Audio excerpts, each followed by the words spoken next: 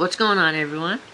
I am back here with an app review, and the app I'm going to be reviewing today is the YouTube Capture app. And essentially what this application allows you to do is upload videos that you have recorded on your iOS device and upload it straight to YouTube. As we all know, there is still the option within the Photos application to upload to YouTube with the default built-in option, but this is basically just another way to upload your video to YouTube with much more options to choose from. So let's go ahead and jump in here. So here's what the icon looks like. It says Capture right underneath it. Let's go ahead and open it. And first off, it brings you to a pretty standard looking video recorder. So you just got your standard little record button here. So when you hit record, it'll give you the seconds right there on the button itself. And when you're done, it'll do that. And then when you're done recording, it brings you to this window here, which is one of the windows that allows you to change settings for the video. So from here, we are able to enter a title, choose whether or not, you want the video to be public, unlisted, or private, or you can sign into Google+, Facebook, or Twitter. And then you have this little magic wand icon here, which when you click on it, gives you some options to change how the video will look. So you can do some color correction. So when you turn that on, it'll make the colors in the video look much more natural and realistic. And then you have the stabilize option. So you can turn that on, it'll stabilize the video if it's kind of shaky. I personally don't like the YouTube stabilization because it makes the video, to me, look actually worse. So I don't really like to use it, but that's just my opinion. And then you have the option to trim the video, so you can trim the video down to however long you want it to be, or if you want to cut out a certain piece of the video that you don't want in there. It's pretty nice. Let me go back. And then you can choose from some default YouTube soundtracks, which there's not very many in here. But, I mean, it's pretty cool that they give you that option to add to your video. So, that's pretty cool. And then when you're all done, you can hit the upload button right there. So, let's go ahead and go back. Now, a video that you have already uploaded to YouTube, such as this one I did as a test to check how it works. But when you upload a video to YouTube and it's already uploaded, you can click on it and it'll bring you to this section here where you can choose from a few more options where you can actually change the title if you choose, or you can click the link here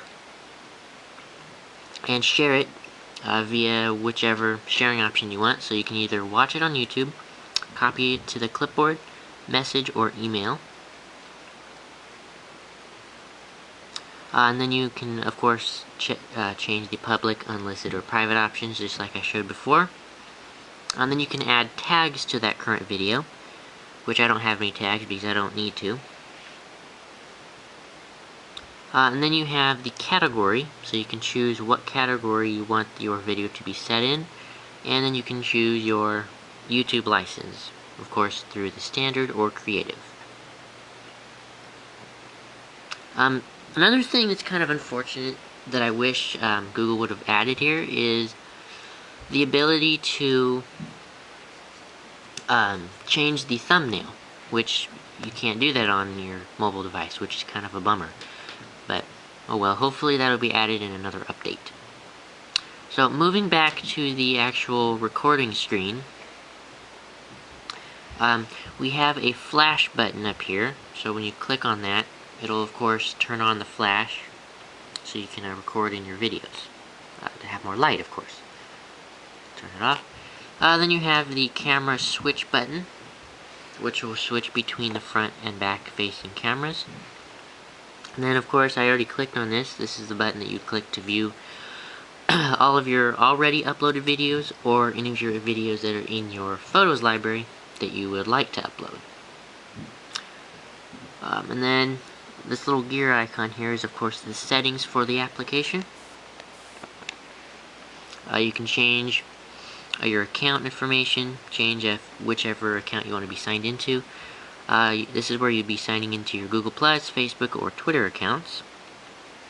And then you have landscape lock, which essentially when you have this turned on, the application will only allow you to record in landscape orientation, which I personally like because the people that upload videos in the portrait orientation, it doesn't make the video look too good. So for those of you that are recording like that, I do recommend using landscape orientation in your videos. So, but that's what that option does. So when you have it on, like I said, it'll force you to record in landscape. And that also, I should mention that that option is on by default. So if you do not want it to be switched on, you have to go into settings and turn it off. And then we have rotate to begin recording. I am actually not too sure what that option does. I'll post in the description once I figure it out and find out what that does. And then we have the upload quality. And this is kind of a bummer since the iPhone 5, iPhone 4S, iPhone 5, iPad 4th generation, and iPod Touch 5th generation, all of those devices use 1080p on their back-facing cameras, but Google has only allowed up to 480p and 720p HD resolution, which I really don't understand why they put a limit on that. I mean, they should let us have 1080p option for those particular devices. And say for the iPhone 4 and iPod Touch 4th generation, they should limit it to 720p. So, but I mean that's just my opinion. Hopefully they'll update it to add 1080p in there in the future. So hopefully. And then we have all of the kind of boring stuff: the YouTube soundtrack information, terms of service, privacy, whatever. Oops, none of that really matters. And then we have a feedback button, which you can send some feedback to the app, basically to ask for requests. Say, since I'm wanting the 1080p option, I would go in here, send feedback, and basically ask them to implement that into the application. So, pretty cool. So that's pretty much it of this application. So far, it's been pretty useful for me. I don't particularly upload a lot of videos from my iPhone, but it is good to know that I have this app here and am able to do all of this with it. So, yeah, I hope this app or this review has been helpful. And yeah, make sure to hit the subscribe button on the down here. It used to be up here, but it is now down here. So, yeah, thank you guys for watching again. Comment below if you have any questions about this application. Thumbs up the video, and yeah, peace out till next time.